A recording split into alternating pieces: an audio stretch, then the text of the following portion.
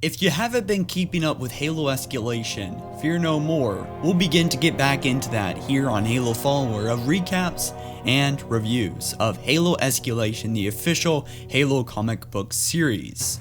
Now, today we're going to talk about how Halo Escalation issues 13 to 6 might affect Halo 5 Guardians. So, without further ado, let's get started. Spoiler alert though, Halo Escalation and Halo New Blood spoilers are ahead. So we'll begin with Jul Mdama. He has the Janus key, which means he can assemble a fleet of foreigner starships and gain every foreigner weapon in the galaxy. Would this mean that the threat in Halo 5 might not be the Dynact, which we do know that he does die 3 days after the end of Halo 4? Now that's a completely different thing. You can check out our Halo Escalation playlist for more information on that. But it could be Jul Mdama with a fleet enhanced by foreigner starships and Promethean knights.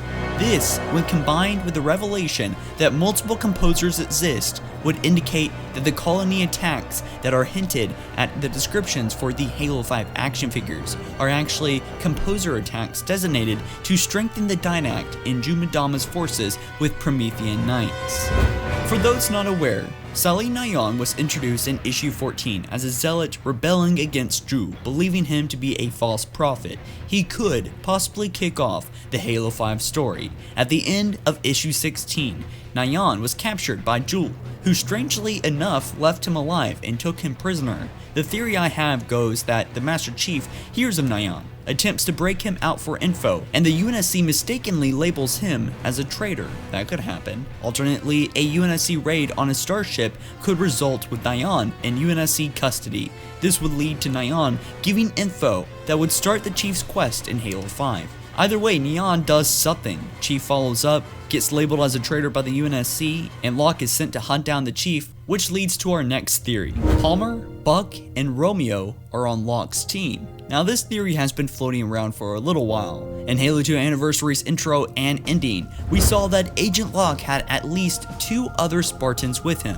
What if, in line with the general theme of Halo Online co-op lately, there are actually 3 other Spartans with Locke, and that these Spartans are Palmer, Buck, and Romeo. The backup that we have for this theory is that Palmer would join Locke to redeem herself of losing Halsey twice. What if her duties as commander, you might ask? After losing the Janus key, do you think she won't be demoted for screwing up big time? Especially if screw up led to several million people being composed into Jul Mdama's forces, like our previous theory states.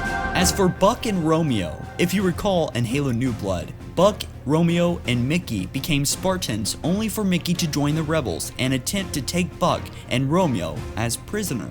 This led to Buck and Romeo having to take down Mickey, which they not only did, but they have managed to do it without killing Mickey. Given that Locke intends to bring the Chief back alive, if possible, you can see where 2 Spartans with experience taking down a Spartan in hand-to-hand combat would be valuable. Of course, Buck and Romeo. Plus, Romeo is a Hawkeye with a sniper rifle, so that's always a plus. So guys, what do you think of these theories? Credits to Wade Smellbringer, a writer on HaloFollower.com. Be sure to check out the article version of this video, and definitely like this video up if you ended up enjoying, and subscribe here on Halo Follower for plenty more of your Halo news and entertainment. You guys have a nice day, and catch you in the next one.